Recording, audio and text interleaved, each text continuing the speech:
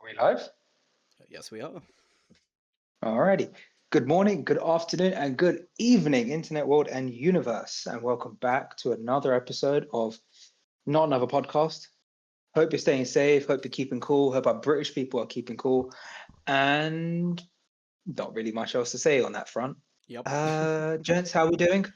I didn't want to interrupt your intro, but I was going to say, shouldn't you say friendly internet neighborhood and universe? Exactly. He's making a good point there.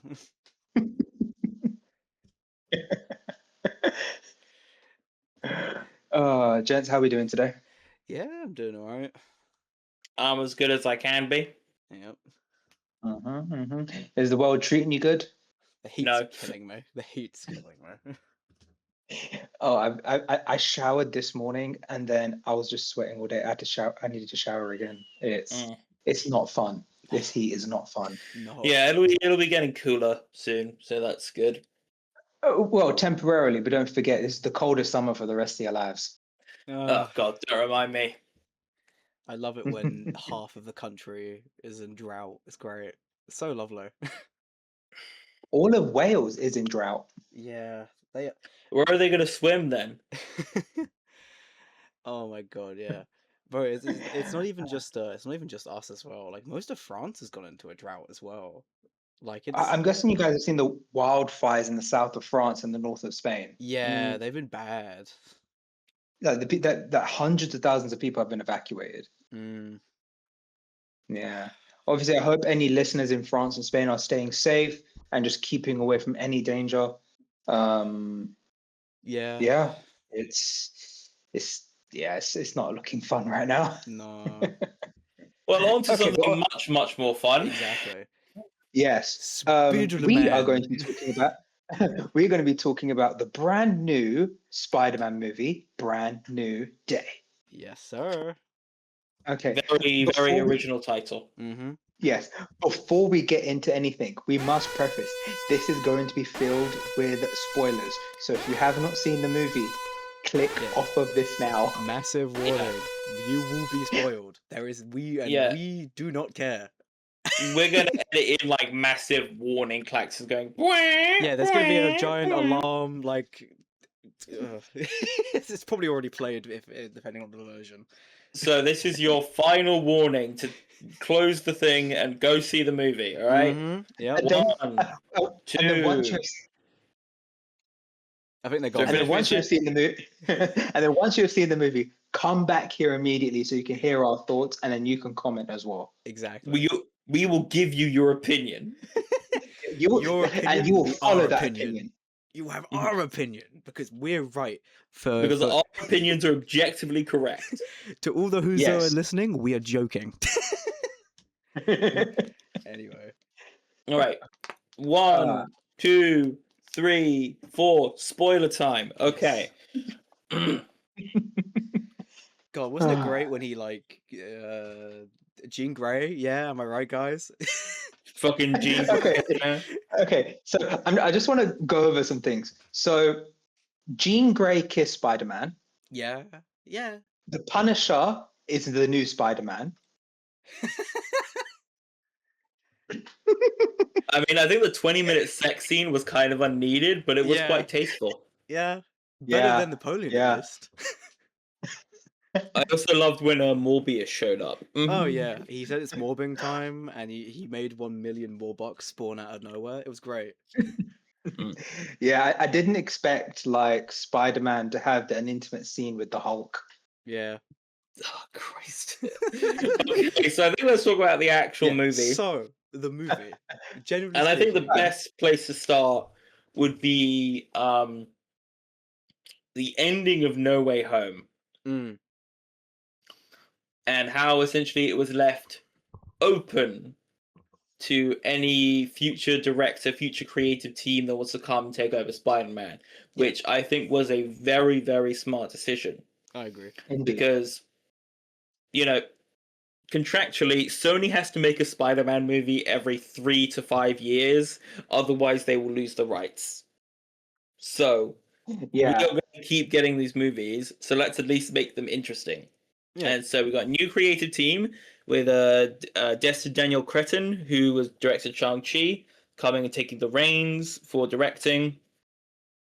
This is the same writers as the previous movies, Chris McKenna and Eric Summers, who met writing on American Dad, fun fact.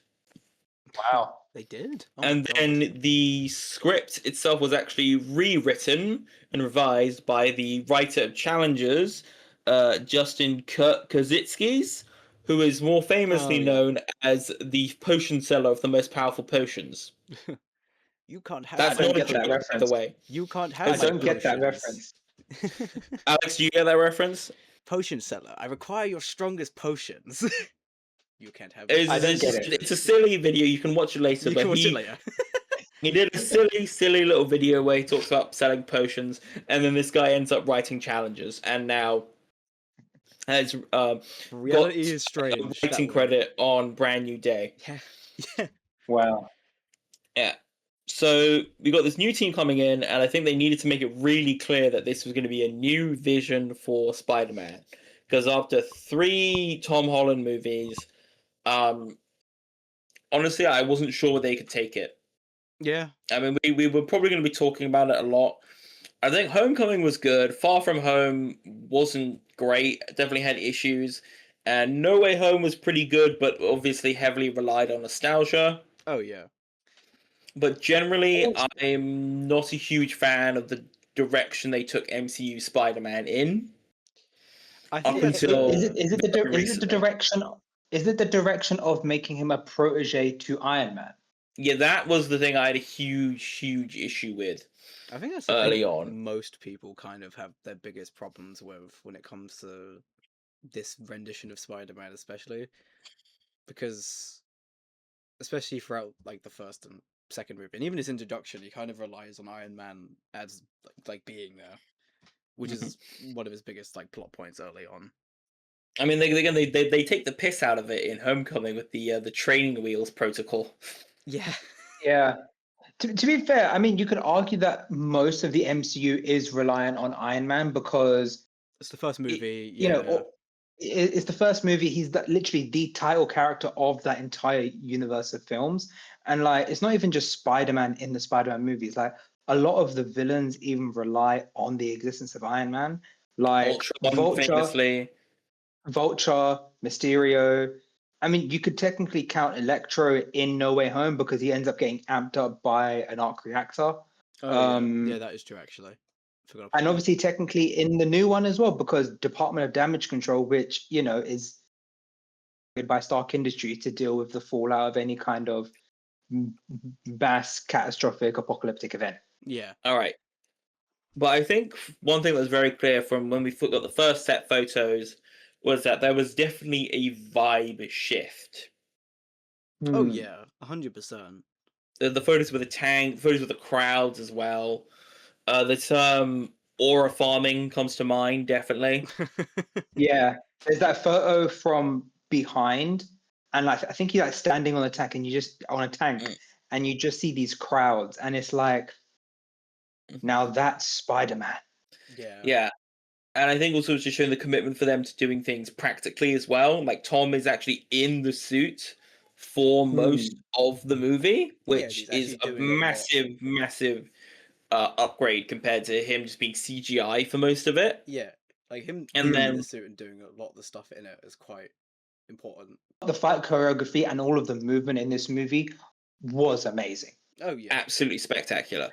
Like when you see Spider-Man like swinging through New York and jumping off of buildings, the first thing that came to mind was literally just the Insomniac Spider-Man games. I mean, again, in interviews, they've talked about how that is a specific inspiration for this movie. Mm. And I think especially that first game. I know some people do have some issues with Spider-Man 2. I'll get around to it, I promise. But that first Insomniac Spider-Man game has such a confident take on the character, and I think that definitely bled through here. Oh, yeah. Definitely. Back Did you to- guys Sorry, see? Yeah. Did you guys see that Tom Holland said that he was helping his wife Zendaya play through Insomniac Spider-Man? That's really sweet. Ah, that's nice. To be fair, Look at probably me. Look at me. I'm Tom Holland. My wife is Zendaya. I play Spider-Man. I'm in Christopher Nolan's new movie. Yeah. Fuck you. I mean, the the bitterness other for me is thing, crazy. like I say, imagine, oh hey, I'm stuck in this bit in the Spider-Man game, and you can't get past it, and you're Spider-Man. Yeah. Oh lord. But yeah, you go on. Go on. Sorry if I interrupted. Yeah, so basically, I think from day one, it was clear that there was going to be a vibe shift in the rumors of the Hulk and the Punisher, and I think people were excited. I mean, I was thinking, man, this was like what about 2 years ago? It would have been 2024. People were not hot on the MCU. I think this was probably like right after.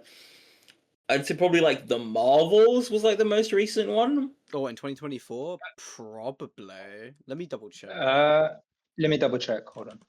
2024 was.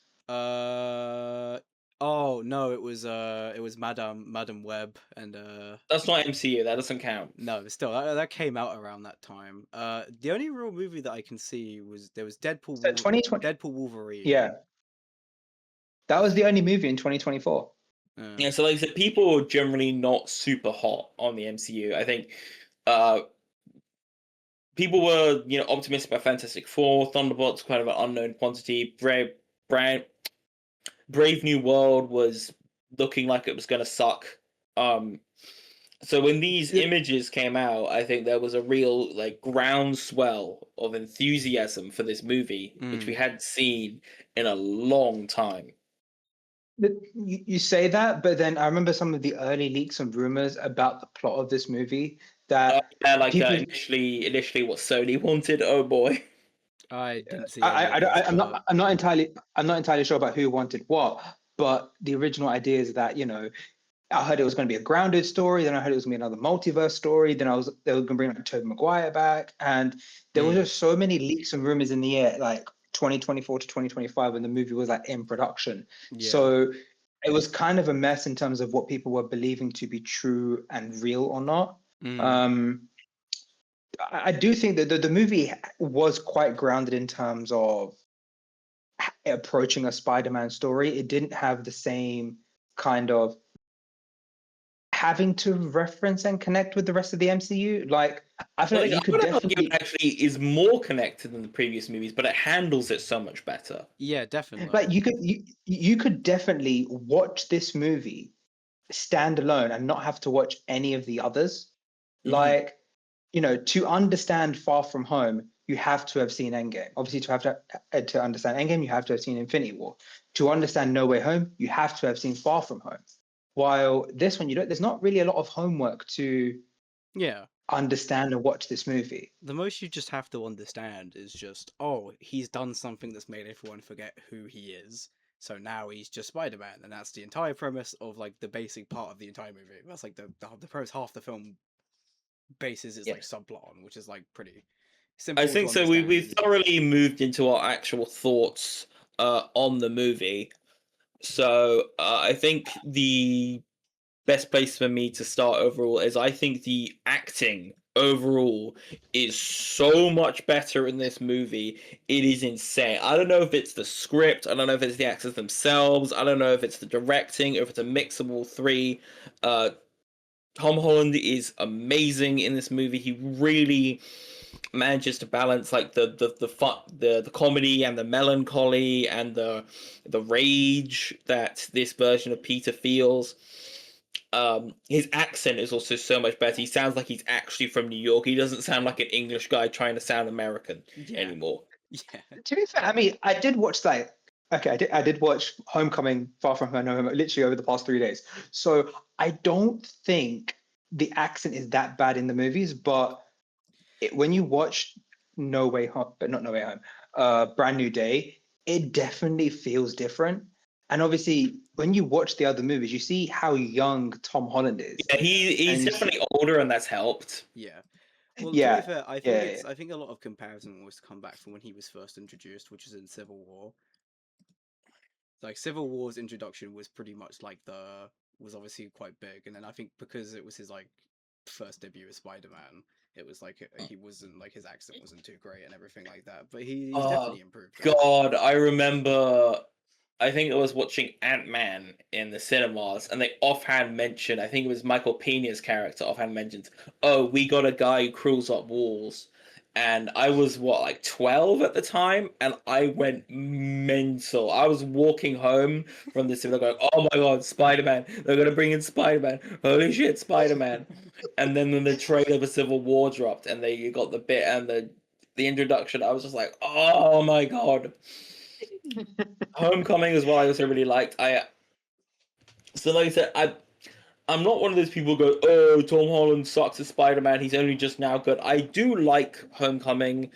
Far From Home, I like bits of. I really No Way Home, I like bits of. But I think seeing him really come into his own in this movie Yeah. was just so satisfying.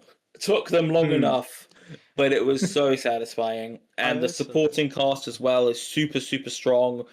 John Bernthal, Sadie Sink, Lisa Cohen Diaz, Trammell Tillman, Michael Mando, Zendaya.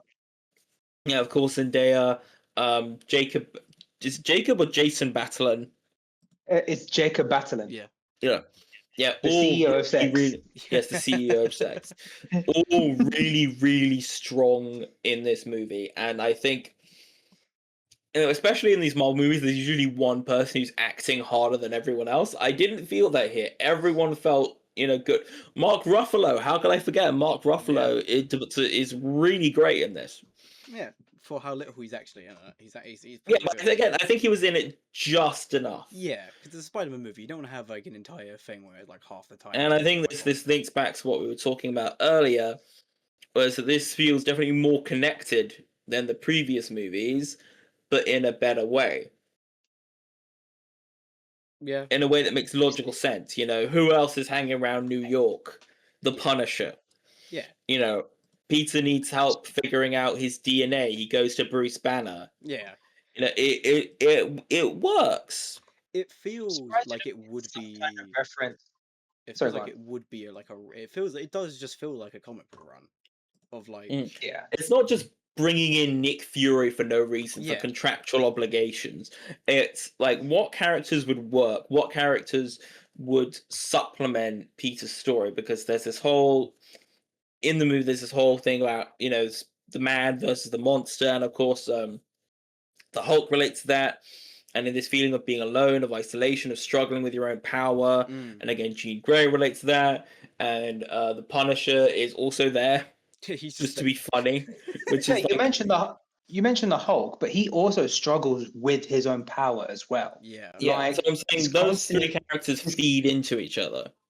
The Punisher's just there to, shoot people and say funny lines, and then Yeah. I mean, I was to say that I've got it written in my notes here.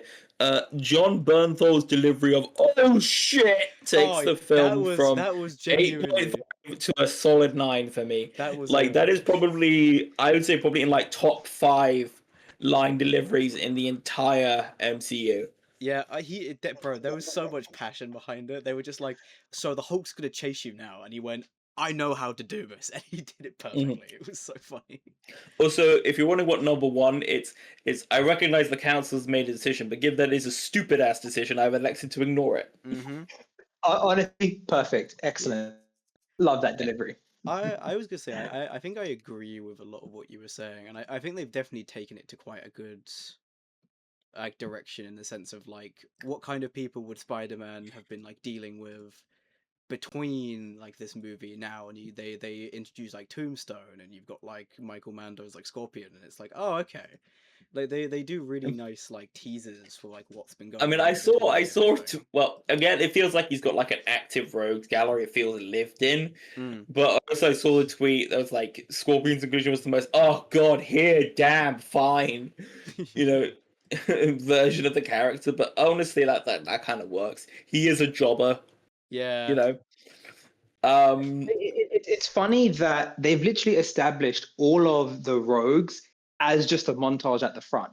Like, you had Scorpion, you had Tombstone, you had Black Tarantula, you had obviously you had the villains of the hand, but technically not a Spider-Man villain. But you have obviously the main villain of the movie is Jean Grey, who's technically not even a villain. He's not even like She's the barely- antagonist. She's Yeah. not a villain. She is definitely a villain in this movie. No, I say She- the antagonist acts in opposition to the protagonist. She does bad things, yes, but she's doing it out of hurt. Yeah. You're saying that, but she does some very blatantly evil and malicious things in this movie. Oh yeah, she does get a guy run over. That's pretty Yeah. fucked up.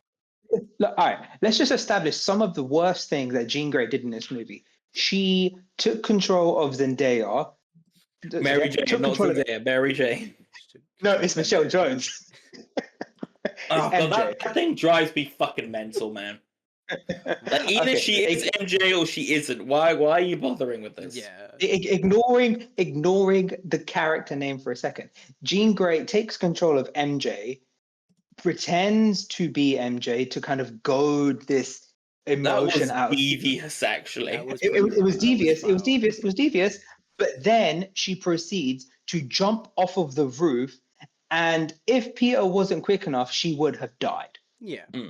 And then considering the fact that she's probably controlled hundreds of people through New York without their consent, she's also accidentally took control of thousands of people in New York, froze them, and probably put them through any kind of emotional turmoil. Yeah. And if they were frozen at the wrong place at the wrong time, they possibly could have gotten incredibly hurt or died. I think. I yeah, gotta- I think. It's obviously we know the reason why they put Jean Grey in the movie to establish any kind of semblance of the X-Men existing in this universe.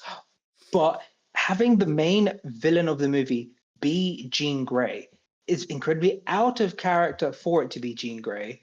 And the movie wants you to have sympathy because it's Jean Grey. But if you take away the Jean Grey name from what the character is doing, it is just straight up villainy.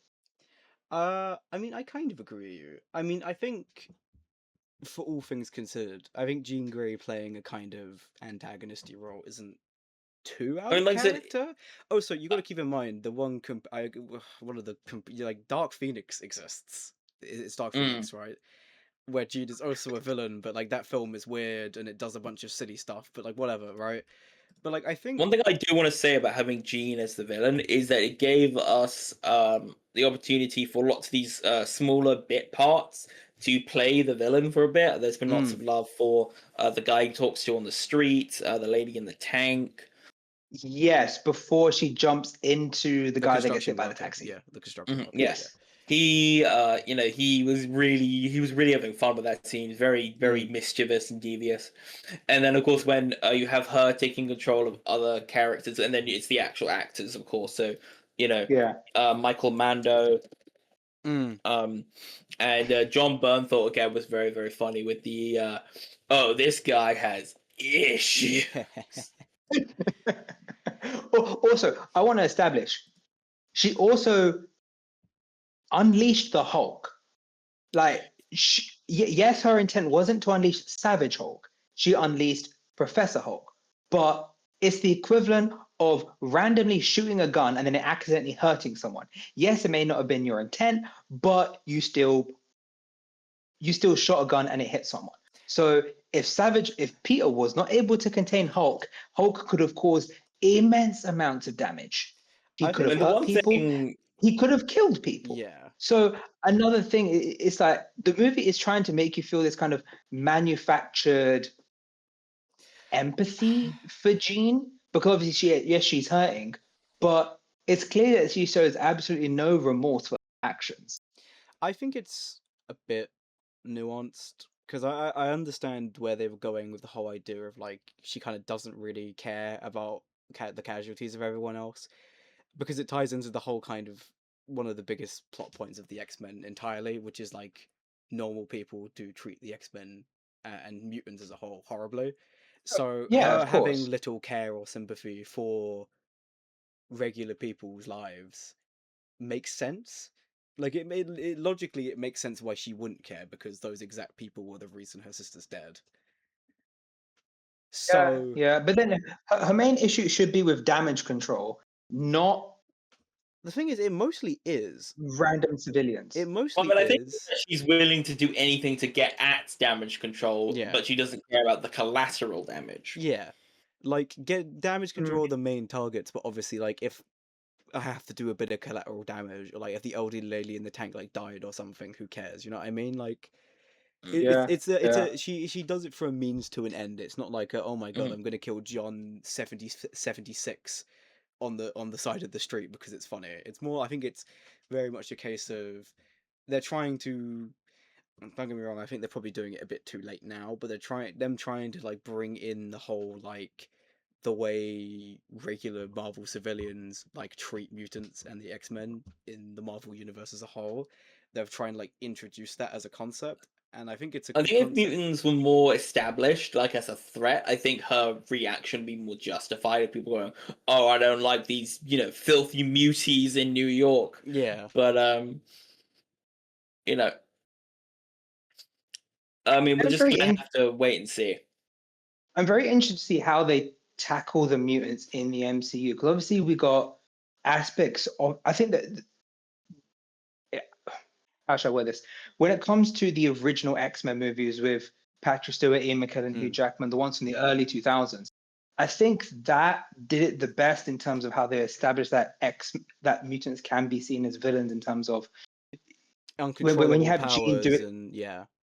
Yeah, that any of these random people could have these powers, and they could just Yeah. walk into a bank or take control of the president or whatever. I mean, it's like what I And was saying. X-Men Dark Phoenix definitely covers a lot of that because like Jean Grey, I'm pretty certain it's Jean Grey in that movie does go pretty crazy.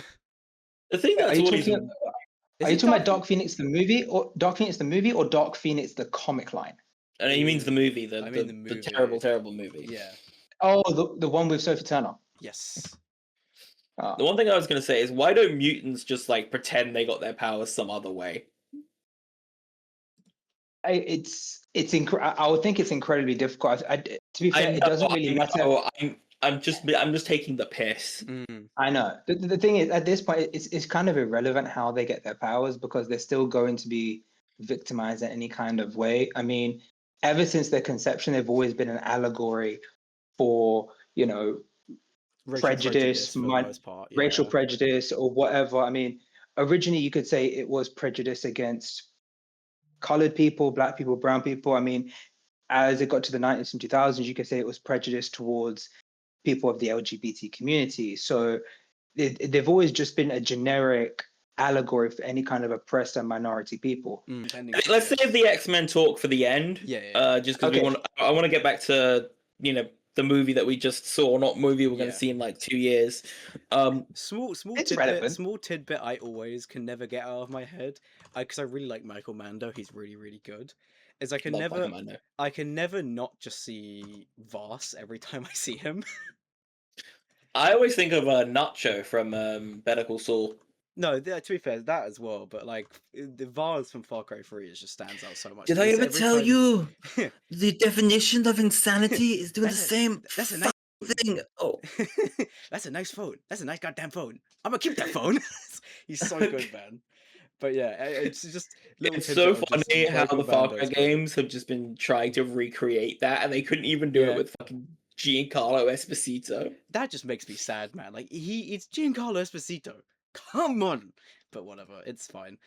Back to I was gonna Brand say New Day. what I think I really liked in the film was how they handled MJ finding out about like Peter Parker and like all the kind of like the memory wipes and everything like that.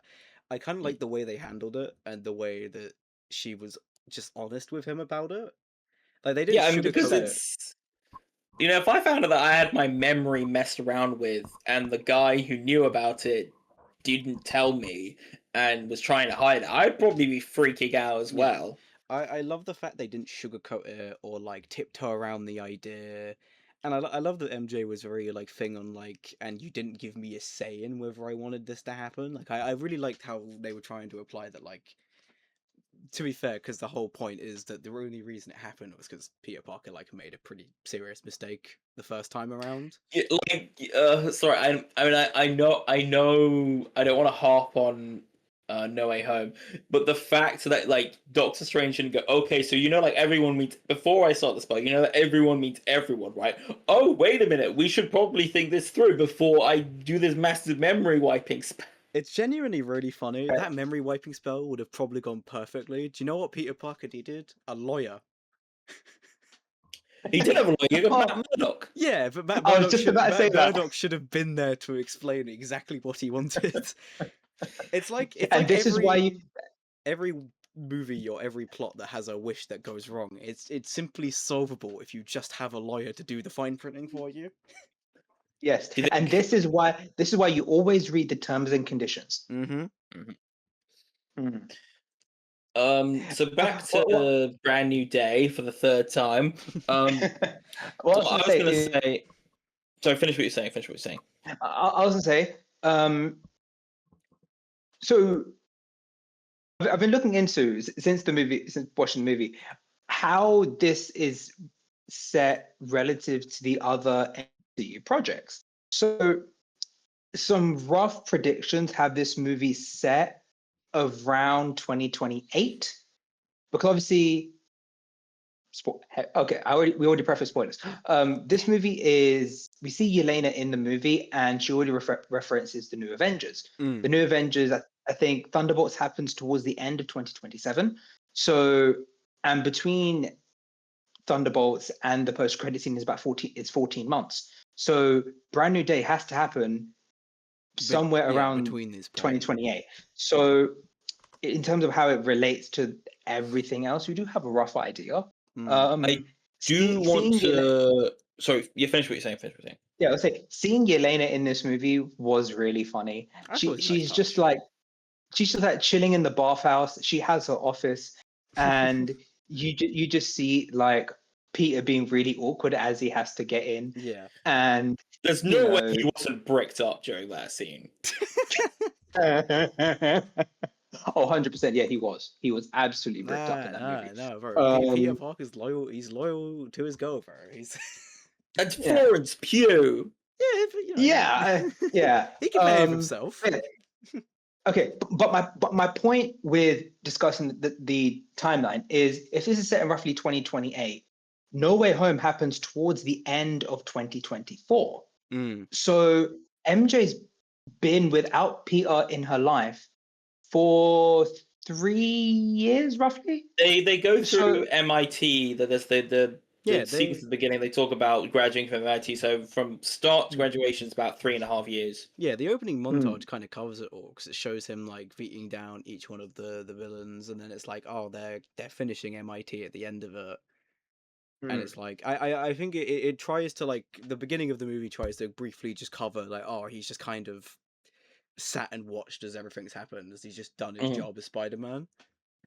Yeah. I think that the biggest question that people have had is, how is Peter making any money? Crypto. Yeah. He's just trading Spider Coin all day. Well, that, and probably, like, he's probably still got a couple hand-me-downs from... I was thinking... Everyone lost their stuff. Like, he's probably got a few... the 3D printer and stuff's probably, like, Stark Tech that he just happened to have still by the end of the movie. Well, apparently he's dumpster diving. Oh, yeah. I mean, hey. If you there is no way there is no way he got all of that stuff from dumpster diving. Not all of it, but like bits of it. Yeah. I was thinking that he was still on the books with Stark Industries. So technically, only the people have forgotten who Peter Parker is. Yeah. The computers still remember, so he could technically still. No, they don't. All the photos of him are gone. All other records of him are gone. Yeah. The magic does everything. Everyone only knows who Spider-Man is. Also, I think it's not important how he was able to get the stuff. Yeah. You know, again, it's the MCU is different to our real world. I know, but it's interesting to think about. Yeah, but what I'm saying is, like, you could in Marvel Universe, you could probably get like high-grade 3D printers at the corner shop, man. You can buy like expensive like Bamboo Lab printers that can print like hella nice stuff. You could just like walk around the corner and find some abandoned alien tech. Yeah. Yeah. Look, like, New York has been invaded like 3 times. You That's know, another thing. Property prices in New York must be so cheap at this point. Oh yeah, like I mean, like, I'm gonna be honest, it's probably equivalent of like living in Gotham City, where it's like there's a very high risk of death. because you got to keep But in mind as well, look, like in proximity to this movie, there was the attack from Sentry, which pretty much made everybody become a weird horror shadow nightmare ghost and have to experience a bunch of nightmares. You had the Yeah. alien attack in Avengers, the original Avengers, which was still felt all the way later on in like Or like phase Homecoming. yeah, in like Mhm. phase 3 and everything like that. You like the after effects were still being felt then. It's funny. I saw a tweet which was statistically there's about 2,000 people who were snapped by Thanos, Mm. got stuck in the Sentry Void, and got hit with the Jean Grey blast. Statistically, there's about 2,000 people who got hit with all Yeah. three, so they must be having great times. I saw that math. I don't know if it should be a lot lower or a lot higher. I don't. But yeah, it's semantics. that's who I want a six. That's what I want a six episode miniseries about for Marvel. I mean, I know this is a silly thing because everyone hates this scene, but when you have the support group in Endgame, I would love to see the superhero support group of like, yeah, okay, so I got my legs blown off when Iron Man tried to save me from a fire. I mean, I'm grateful I'm alive, but I'd like to have my legs. Do people hate You the know. support group scene in Endgame? Yeah, no, people think it's cringe. I mean, like, What? don't get me wrong. I don't think it's like a particularly thought-provoking scene. Like, it's a pretty basic idea, but like, it's a cool idea. It makes sense that like, well, how do you cope with Yeah. like half your family disappearing? Well, yeah, you'd go I to some mean, support group for I that. don't want to toot my own horn, but I remember a while ago. How familiar are you guys with the Great Lakes Avengers? I would not say familiar, really. Like Mr. Immortal, Doorman, the Flatman. They're basically just knockoff Avengers from Utah or whatever. Yeah. The small thing about so basically, Oh, I saw a I parody wrote- of that. I've not actually seen like anything actually. yeah, about I it. wrote a very brief. I'll try and rummage around my Google Drive. I never finished it, but I did a like a pilot pitch where it starts as a support group. But then they actually introduced Mr. Immortal and Doorman in the MCU, and they're completely different. So I kind of gave up on it. But you know, We did get Mr. Immortal in She-Hulk. I mean, that's what I'm saying, and it's a completely different character to the actual Mr. Immortal. So that's a brand new day because I feel like we're getting off topic again. One thing I do really want to touch on. Yeah, it is relevant. One thing I do really want to touch on was the portrayal of the Hulk. It is so nice to see the actual goddamn Incredible Hulk again. Yeah. Not Professor Hulk, not Smart Hulk, none of this. Just actual Hulk smash Hulk. Yeah. Is just so great. The last time we got Savage Hulk was Ragnarok. When Bruce had been stuck as Hulk for like 2 years, and technically it'd be Infinity War because he gets Brutal Hulk beaten out of him at the beginning of the movie. Sorry, it's semantics, I know, but he technically Brutal Hulk at the beginning of Infinity War. True. But I say in terms of him being a relevant aspect to the story, this one was still Ragnarok, and it's not obviously not just pure Savage Hulk. Because he's been Hulk for so long. It's like the Hulk is basically he's got the mindset of a small child. So where he's been stuck for like 2 years, he's been able to like learn things. But you're right. It's being able to see like Savage Hulk in the MCU again was amazing. And you have the line from Peter saying, "I didn't know you could get that big." It's like Peter is legitimately scared when he sees how big Hulk gets. I mean, the Punisher is legitimately scared. Yeah. Like, that's a guy who's seen some shit, but if you see a giant green man charging towards you with death in his eyes, I mean, there's nothing a gun can do. No. Keep in mind as well, he mag dumped him like twice before that point as well. Yeah, the fact that the bullets did anything is impressive. Like, they had to be some armor piercing or some shit. Yeah, well, most likely it's the Punisher. I mean, that 50 cal he has at the end is nutty. That setup is wild. Yeah, I was gonna say the Fallout New Vegas Deathclaw hunting setup. Yeah, I was like, why the bipod and like the compensator at the front and like everything. I was like, And holy. Spider-Man tanks that to the spine and lives. Mm-hmm. I mean, yeah, and the medical attention and all that, but damn. Yeah. Oh, So, because he was what- spider freaking at that point. So one thing I read on Twitter talking about the scene where he gets shot. When you have him dying or getting snapped at the end of Infinity War, you have Peter saying, "Don't let me go, don't let me go." Mhm. But when Peter gets shot at the end of Brand New Day, he just says, "It's okay." Well, yeah, because It's he's okay. matured quite a bit. He's like, okay, I kind of already died once, so It's not. I don't even think it's about the maturity. Think about it. At the end of Infinity War, he still has May. He still has MJ. He still has Ned. He still has people that care for him. At the end of Brand New Day, he doesn't have any of that. So his death wouldn't mean anything to anyone. Obviously, the death of Spider-Man is different, but the death of Peter Parker at the end of Brand New Day wouldn't have been relevant to any person on the planet. I mean, they kind So- of show no, there's the police officer, the one played by Lisa Colon. So they kind of show, and this is what I actually was quite glad they've done. It feels like they've taken a page straight out of what is it? Across the Spider-Verse, like the beginning of Across the Spider-Verse, of like everybody really, really loves Spider-Man. That was another detail of the movie I really like Yeah. when he lands on the car and the guy's just like, "I've got you, Spider-Man." Yeah, that made me laugh because I was like, oh my god.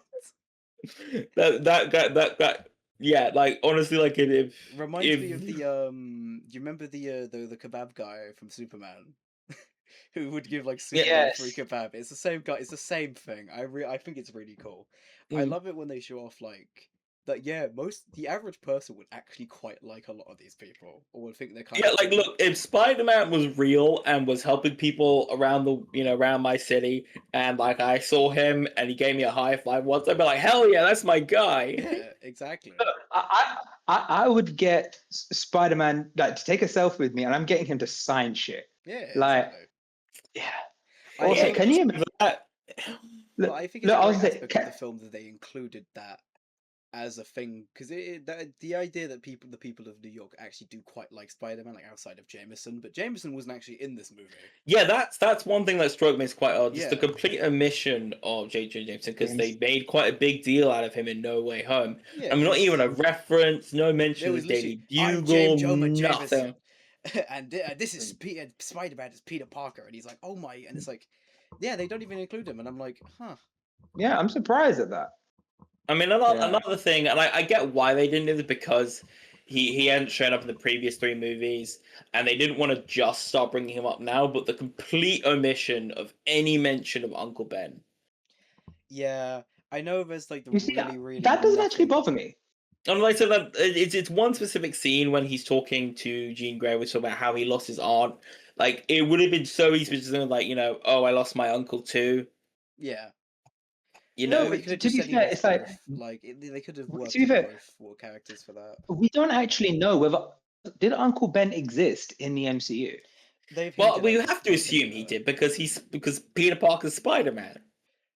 But also, No, they've because hinted at it. They've hinted at it. There's hints because that Ben was a person. the famous the famous line of great power with great power comes great responsibility. You get that from May, and But then how did Peter become Spider-Man in the first place?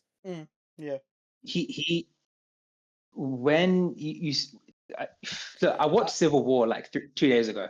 He says that when you have powers like mine, you've got to do something. And seeing how May is and how much she does, he could have just gotten that from May. He doesn't necessarily have to get it from Uncle Ben. I think I like that they did something different. It's Spider-Man, and even if you go as far back to the original 1960s with Steve Ditko, initially what Spider-Man wants is he wants to go on TV and become a star, and then it's only after the death of Uncle Ben does he realize that I have a responsibility to help people. So I think removing that from the character, I mean, yes, I know they technically have it with May 3 movies in.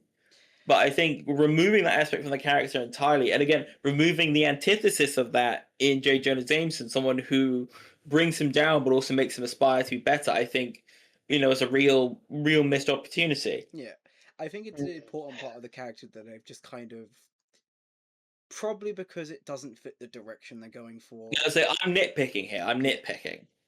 But And to be But fair, it's you something know, that struck me as I odd. do think not including even just like a hint of Jameson, just being like, even in like the opening montage, which is him going, he's a menace. Like it makes sense that there should be someone like that who's going like. could have If you want to get into it, J. Jonah Jameson in the comics, in multiple adaptations, he is responsible for creating Scorpion. So Mm, and don't forget his son is Spider Slayer as well, which is its own Spider-Man villain. yeah, But and Captain Jupiter. yeah, I was just thinking that you kind of I don't know if I'm phrasing this right here. If he was to dissect J. Jonah Jameson and him just the constant hate he has for Spider-Man, you could just put that into internet culture like Twitter in the MCU. I Like, think that was the idea because they kind of made him into like an Alex Jonesy figure. yeah. yeah, It I very was much I was comes thinking off just like that. hello, it's me on the. Or I'd say it's more comparable with like the Joe Rogan show where he's like, so like this is Spider-Man, he's Peter Parker, and he's like he does all these evil things, and it's like that feels more like close to. I would. They should have definitely done like a scene, like a montage way of Spider-Man on a podcast. It's like that scene in I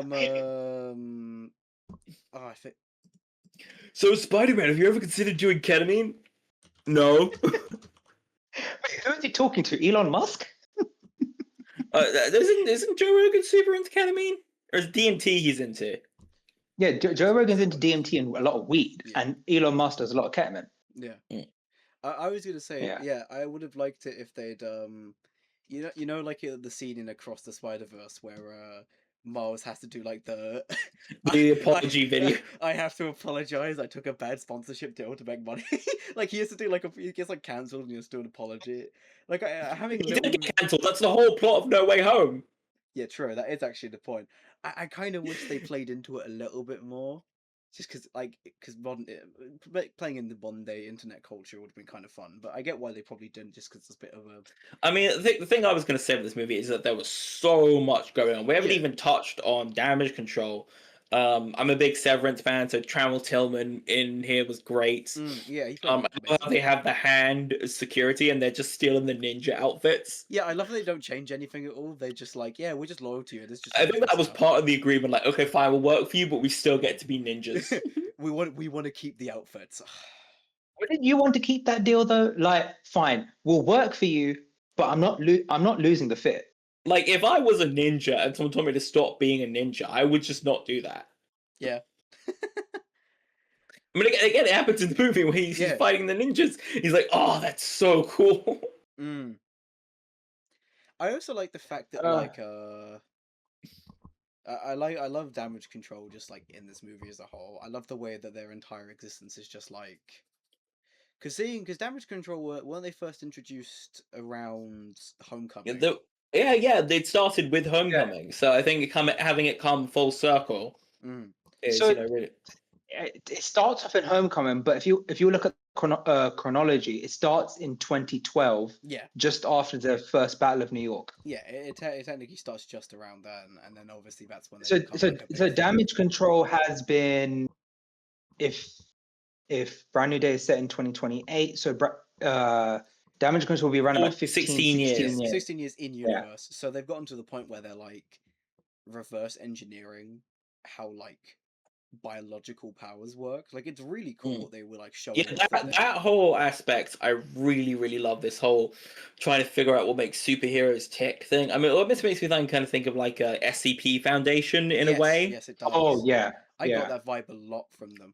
I especially got the vibe from the way that damage control kind of like integrate themselves inside already existing infrastructure buildings, like the prison at the end where like they have Jean.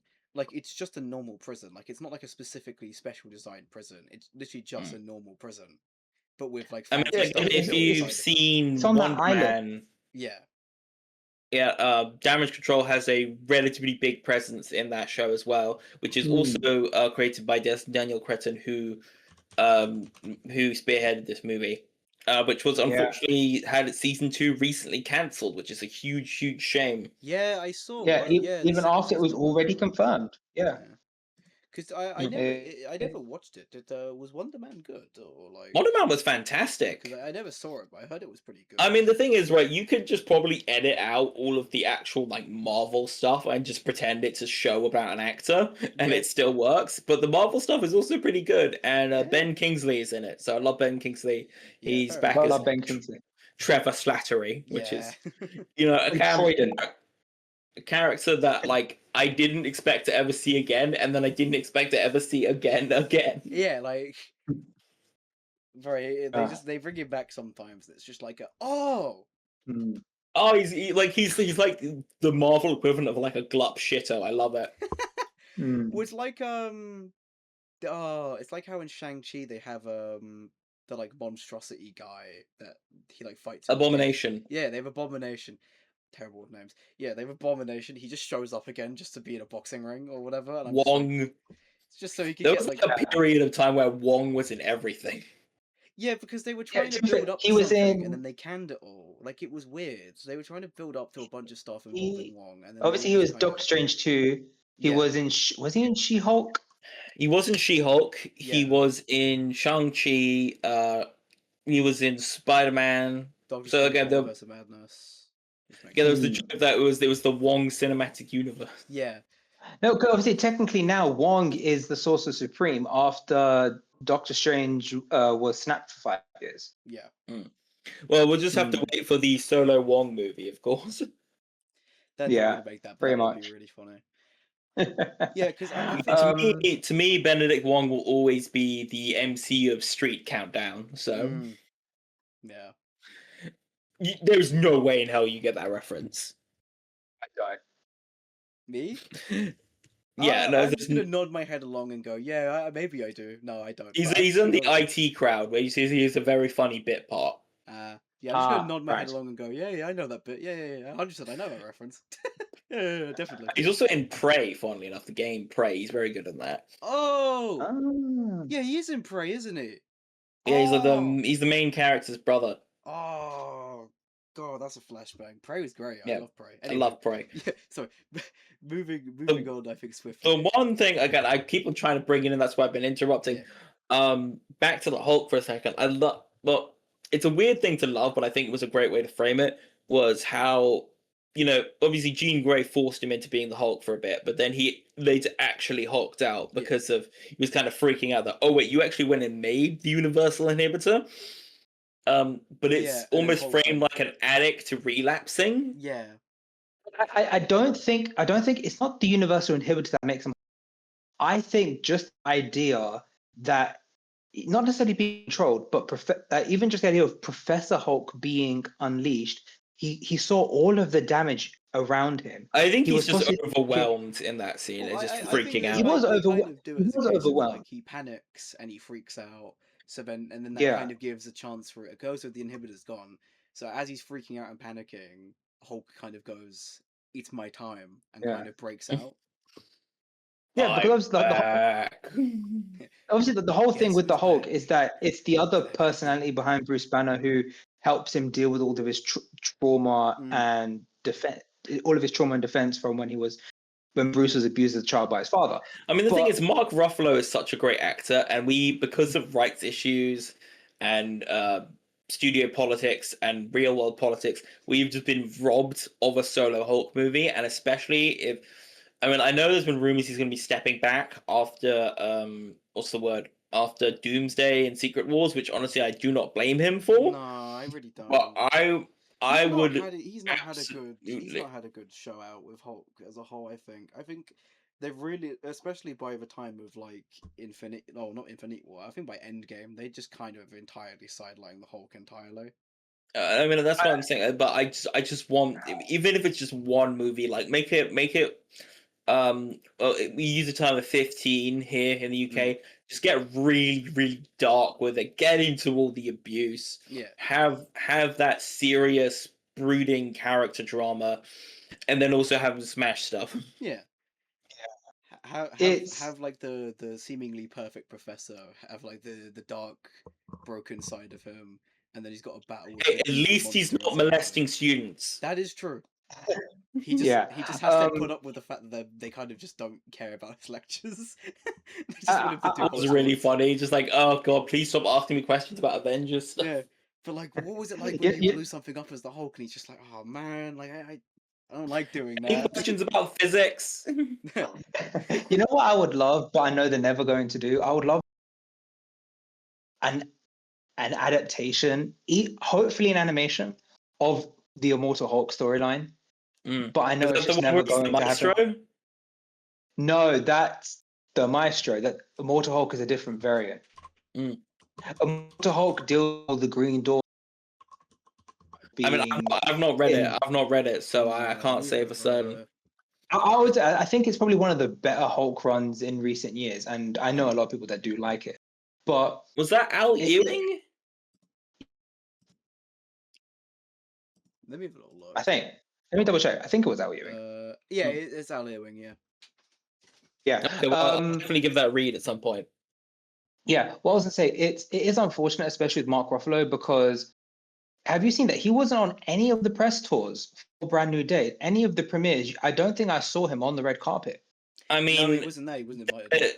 there's a reason for that, and I think it is out of the scope of this podcast to Yes. discuss. But Yeah, he is far more politically active than most other. you say that, but then Florence Pugh is also politically active in the same way that Mark.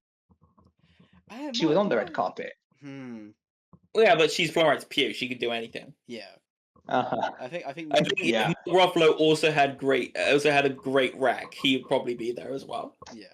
I think Mark Ruffalo just gets a bit of the short end of the stick. But then again, a lot of actors who do the same kind of thing he does also get that. To be fair, Javier Bardem also got sidelined with a lot of stuff. Yeah, I mean, we'll have to see when the Dune stuff rolls around. yeah. Yeah, I mean, we've got what, 4.5 months until. Yeah. Yeah. I think this is probably a good point to segue on to the sort of last section here, where we're going to talk about the implications that this movie has for the future. Yeah. Yeah, probably probably going to do Can I something a start? little bit more focused. Yes, go ahead. Yeah. Obviously, the takeaway is that Peter has developed a universal inhibitor, and especially the fact that Jean Grey in this movie, X-Men, mutant stuff, you just know that is going to be used as a mutant control collar, and if Damage Control get their hands on that, They already it's not did. He going gave it to end them. well. Yeah, technically. Yeah, he did give it to them. It's not going to end well. Like, can you just imagine the reaction MCU Magneto is going to have? Man, develop the one thing that can control all of them. Yeah, no, he is gonna slime that little guy. I think that depends on are they doing like full X-Men MCU like integration? I mean, we don't know yet. It's too early to tell. Yeah, because if So I've seen some of the possible leaks and rumors for castings. I think I saw Adam Driver for Mr. Sinister. I did know hear about they've- Adam Driver being. Yeah, I did hear about that one. Again, that one's a rumor. The only one that's actually 100% confirmed by Marvel Studios is Samara Weaving as Emma Frost. Yes. I mean, like, I think we're all just gonna have to wait and see. We do know the director of Thunderbolts. Trying to remember who that is. Hang on. Do you want me to Google it for you? You can check. Yeah, I'm googling it right now. It's Jake Schreier. I don't know how to say his name. Yeah, Jake Schreier. Schreier, yeah. Yeah, he's done. He is doing X-Men as far as we're aware. Which I think, if he keeps a similar kind of tone to Thunderbolts, I think it would be good. We're in for a treat, essentially. I think he keeps the same tone, but also like I hope they do the whole like.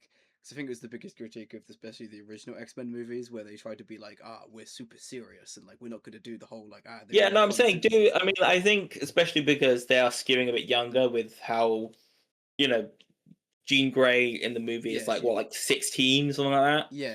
presumably. 16 to 19. Yeah. I Yeah. think they have them be actual teenagers. I think is going to be Mm. an interesting angle.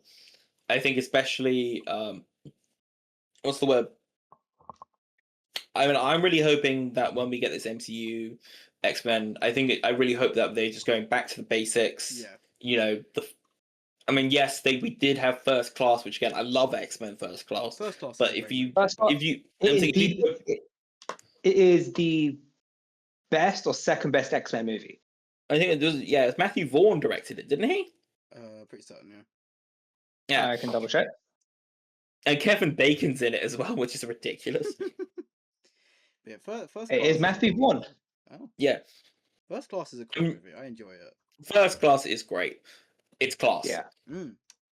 it's Mhm. First Class. I was thinking if they go for a similar kind of vibe that with the initial quote unquote first class of the Xavier Institute, with like they'll probably shuffle the lineup a bit. You could have Yeah. Beast and Cyclops and Angel and Jean Grey. No, so Beast is meant to be there.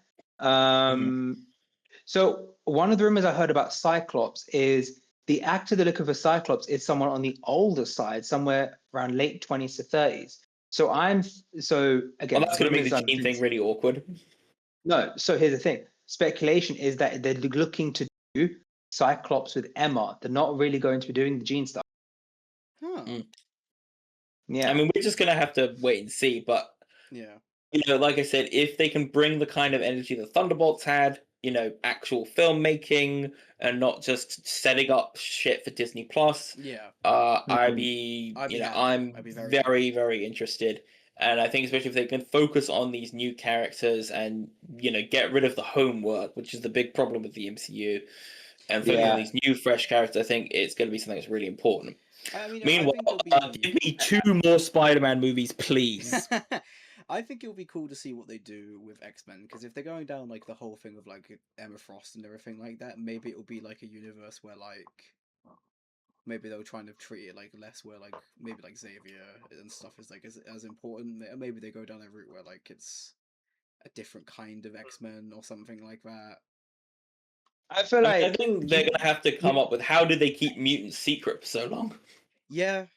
Well, then again, to be fair, the MCU, I mean, something was going wrong practically every week. I mean, it's probably quite easy to hide random Yeah. silly stuff from people. I mean, when you have things like the Battle of New York happening, Sokovia, Yeah. Civil War, it's very easy to kind of not hide in plain sight, but there's very much a distraction. Yeah. Actually, that's another thing. Scarlet Witch and Quicksilver, they are canonically Magneto's children. So are they going to bring that up, or I don't know. No, I don't think so. I don't. just going to totally ignore it? They might just not. Is that a confirmed thing for the MCU versions of the characters, or is that a confirmed No. thing from I think the only thing the only thing, if they are going to do Magneto's children, the only one I think they could do is Polaris. Yeah, because Quicksilver and Scarlet Witch have already been done, and both are both are very dead. Scarlet Witch is 100% alive. She's 100% alive. Yeah. Yeah. To be fair, it was a bit. Yeah. I don't know. To be fair, what is it? Doctor Strange Multiverse of Madness honestly slips my mind of what happens by the end of that movie. We see her getting buried alive in that old Yeah. temple castle Nobody, thing. no kill. Nobody, no kill. Yeah, nobody knows. Yeah. If you don't see a body, they're not dead. And even then, they're not dead. I just always want to bring it up just because we are talking about like the future a little bit as well. I love how they've done literally nothing with America Chavez. They've done nothing with her. Yeah. She just kind of the person who can jump between different universes. Nope, nothing's happening. Okay, all right. There's been a lot of missed opportunities with this quote unquote saga of the MCU. Anthony Mackie's Captain America only showed up in one movie, which I think is a huge shame. Yeah. Yeah, I mean, there's been a lot of conversation specifically with the black-led projects in the MCU that they've kind of all been sidelined. Yes, I have heard this. Yeah, well, because Wonder Man season 2 getting cancelled as well probably hasn't helped with this at all. You have Blade. Ironheart not Yeah, going anywhere. You have Ironheart didn't get renewed Sam for Wilson season. being sidelined in Doomsday for Steve Rogers. There was There were a couple of it wasn't rumored. I think it was confirmed they were going to do it. They were going to do like an armored. Armored Wars with Rhodey. Yeah, and I think that's a and, huge shame as well. We never got that. yeah, like that would have been really cool to have an entire either movie or show Hmm. entirely dedicated to War Machine.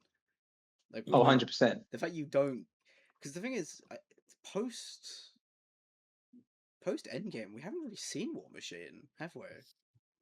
No, he was a Skrull. He was a Skrull. He's a Skrull. We actually wait. Yeah, To be fair, we don't actually know how long he was a Skrull. and they're not gonna do that he was the one the whole time. That's like, No, there's no way. They're not going to do that the whole time. yeah. Obviously, it was exposed in Secret Invasion. Yeah, God, but I didn't. That's yeah, probably my bad the for not receptionist. watching Secret Invasion. I was just like, I don't care. Look, I was so hyped for Secret Invasion, and it was so shit. Yeah, I was like, I don't care enough about this. Yeah, it was just plagued with issues left, right, and center. I think it had some concept, but again, it's just poor execution on Marvel's side of things. Yeah. Now, like I said, I think I was kind of joking earlier when I was like, "Oh yeah, I want 2 more of these." But this movie, Brand New Day, it was the highest domestic box office weekend ever in the US. Oh yeah. Yeah. No, it's the most highest grossing domestic movie in US box office. What I'm saying is, there is no way in how we're not getting at least 2 more of these. That as well. Uh, I also so wanted to ask as well. How do you think that what's it called? Do you think Doomsday is going to be able to beat these box office numbers? I really Easily. don't think so. Easily. No, Like, I really disagree don't- strongly. I really don't think it will. And I think that one has to do with competition at the time, being everybody cares a lot more about Dune Messiah or Dune 3 than they do about Doomsday. You're saying that, but then Brand New Day has just really much energy in the MCU that I think Dune might be a little bit scared. Because I think Spider-Man has a timeless appeal to him. I mean, Sony, when they were offered the opportunity to buy the whole Marvel catalog, famously said, "No one gives a shit about anything other than Spider-Man." Yeah. Did they also technically get Hulk in that deal as well? No, Universal got Hulk. Oh, Universal. Okay. Yeah. I think, especially again because there's no homework. You can just go and you can just watch Spider-Man. You can make a movie about Spider-Man and everybody knows who Spider-Man Doomsday, is. you'll have to have seen Fantastic Four, Black Panther, Brave New World, Thunderbolts. So many movies that people just frankly don't care about.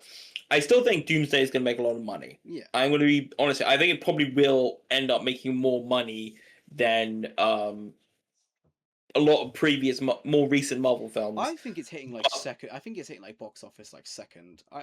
The only reason I assume it will go over $1 billion. Yeah. But the only reason I assume it fair, will like not. Spider-Man hit $1 billion in a week. Yeah. Less That's than what a I'm week. saying. I think it will hit $1 billion, but I don't think it's going to be as fast or as what's the word? Or as impactful as Spider-Man. I think especially Brand New Day has had such this feeling of hype and renewal and rebirth around it. Meanwhile, Doomsday just sort of feels like an obligation. Yeah. Like, okay, let's wrap all this shit up. You're saying that, but then Doomsday currently has the highest US domestic pre-sales of any movie. Yeah, but those were the people who were going to go see the movie anyway. Yeah. To be fair, I think it's a very nuanced argument because I think domestically it's probably going to do amazingly. But then definitely. Internationally, I feel like Spider-Man just has more of the general appeal. And then also internationally, Dune 3 is going to have more of an international appeal. I mean, I saw some video of Indian theaters watching Brand New Day, and they were going insane. They had like fireworks going off. Yeah, they were letting off streamers and everything. Like it was Did crazy. did you guys see that? I can't remember. Hold on, wait. Let me just double check where this was, because I know I sent it around to a couple of people. Damn, it doesn't even say where it is. I want to say it's in a Spanish-speaking country. That's the only thing I know. Basically, a guy farted during a screening of Brand New Day, and the whole screen had to be evacuated because Oh, it was that bad. I did see this. I heard about this hassle. Oh my god! Yeah, it was like disease. I mean, guy got the whole theater to himself. No, they kicked everybody. I think he got like they barred him from the theater. But I was like, oh my god. But the point I wanted to make with these movies is it's made so much money, and I know there was an interview where Tom Holland was like, oh yeah, we've already thought about moving on and choosing Miles Morales. You're going to be doing this till you're at least 50, Tommy boy. They will sew you into that suit if they have to. They are going. They will literally give him blood money. They would pay him real money from the blood of human beings to get him to come They back. will resurrect Stanley and then do a blood sacrifice to keep him playing to keep Tom Holland playing Spider-Man for as long as they physically can before he goes, no, I'm too old. I can't be bothered anymore. I can't wait Kevin till Feige said that Tom and Zendaya will be getting a nice long break after this. Like Spider-Man 5 is not on their minds right now. Yeah, sure it isn't. The fastest, largest domestic box office ever is not on their minds. Yeah, no, it 100% is. But the problem is they're probably going to have to wait a bit, because I imagine if they go, oh my god, Tom Holland, we're doing a movie next week, he's going to go, no. They're not going to rush it, but I think so again, we talked about Sony has to make one every 3 to 5 years, otherwise they lose the rights. So they will. So they're probably already working on one. When you say that, does it matter what Spider-Man movie it is? Because it has to be specifically Spider-Man. And it doesn't have to specifically be Peter Parker, but it has to be Spider-Man. So that's why Beyond the Spider-Verse is scheduled. Beyond the Spider-Verse is scheduled for next year. Yeah. Yeah, so I'm saying absolute latest we'd be looking at would be like 2032, but I don't think they're gonna wait that long. Yeah, but Beyond the Spider-Verse also got delayed like a bunch as well. Because remember it was supposed to come out in 2025, was it? Yeah, that was supposed to come out next 2024. Yeah. Oh damn. Yeah, because they so in cinemas originally. I'll actually check. It came out. Yeah, no. So I was talking about this with a couple of friends yesterday. So Across the Spider-Verse, the second one came out in 2023. Yes. Beyond the Spider-Verse was meant to be a part 2, and that was meant to come out in 2024. But don't forget, in 2023 we had all of the SAG-AFTRA writer strikes. So production on Beyond the Spider-Verse was halted for a long time. The movie was delayed from 2024 to 2025. Then from 2025, it was delayed to 2027. So right now, it's still scheduled for, I think, June next year. And I don't know if they're still in production for it. I think they're out of production now. It just never does not stop making me laugh that when the film ended the screening ended and the credits played, they went Spider-Man Miles Morales will return in 2024. The next movie's coming out in 2024. They were bang on it. They were like, yeah, it's coming out. It's coming out. Is that what the post-credit scene is? Yeah, there was a scene. I'm pretty certain they literally declared at the end of the film that the next film is coming out in 2024. Yeah. They said it's coming out next year. And the minute I saw that pop on the screen, I looked at the people I was with and went, "No, it's fucking not." Yeah, that film is coming out 2028 at minimum, and I was kind of right. To be fair, I mean, the first Spider-Verse movie was 2018. It was 5 years to 2023 when Across the Spider-Verse. So 4 or 5 year gap. Look, I'm willing to wait as long as it's good. Oh no, I'm more than happy to wait. I think they really overcompensated what was happening, and where things were going with Beyond the Spider-Verse. Like I think they really they underestimated what the hell they were doing. 2, I think now that it's been delayed so much as well, you've got to keep in mind the delays have probably only gotten worse because AI has probably become such a massive problem now. Real quick. I know the best way to finish this. What is your favorite MCU Spider-Man movie? My favorite MCU Spider-Man movie? Brand New Day. Yeah, easily this one. Brand New Easily Day. I mean, it's Easy, not brand new. even just recency bias. I mean, like it's As in a a completely movie. different league to the previous three. As a movie, it Absolutely. honestly feels better.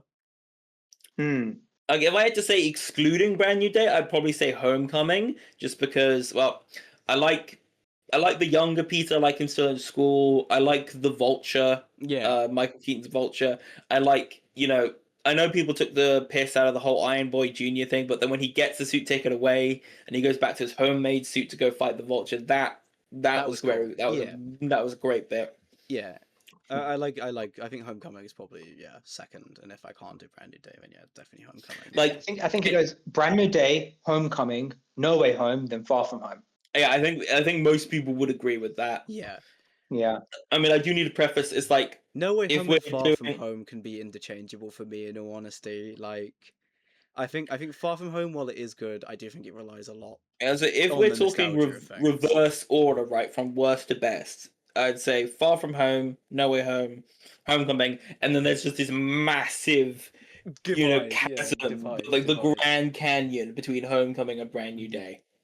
Yeah. I would put it up there with The Batman, essentially, as like this definitive comic book movie. I know people have made comparisons to the 2025 Superman. I think this is better than that, and I'm a huge James Gunn glazer.